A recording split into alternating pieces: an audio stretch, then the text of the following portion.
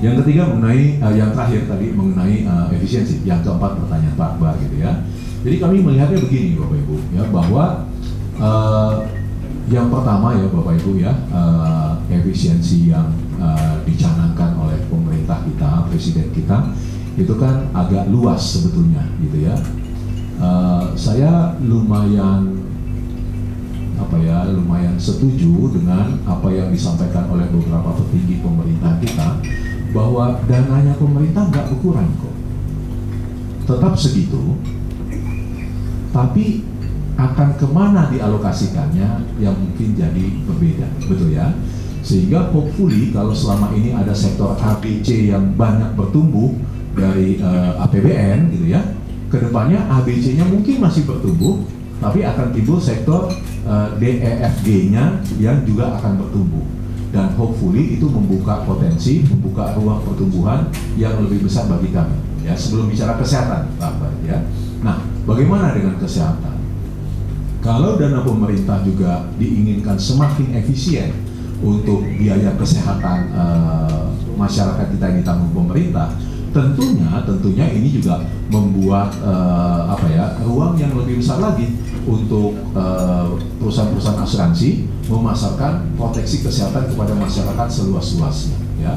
Tapi sekali lagi kembali colong sedikit kepada pertanyaannya Pak Akbar yang pertama ya, yang mengenai tren ekonomi, investasi dan lain sebagainya. Sebetulnya ada dua sih yang selalu diperhatikan oleh perusahaan asuransi ya, meskipun kita nggak pernah tahu sungguh-sungguh semester 1 ini akan bagaimana, semester 2 akan bagaimana. Ya ada dua yang selalu coba dilihat oleh perusahaan asuransi. Pertama GDP yang tadi disampaikan oleh Pak Wianto, karena GDP ini kan melambangkan ekonomi kita, masyarakat kita akan punya kemampuan ekonomi atau enggak sih, betul ya Pak Akbar ya. Kalau bertumbuh, Pak Wianto bilang 5%, semua kita berharap di atas itu, tapi Bapak Ibu sekali lagi saya izin, pertumbuhan 5% yang kita syukuri tumbuh loh, masih 5%. Betul ya Bapak Ibu? Kita tahu ada beberapa negara yang negatif kok, ini masih 5% ya. Tapi boleh nggak lebih tinggi ya, kami pun berharapnya begitu. Yang kedua adalah mengenai tingkat bunga ya.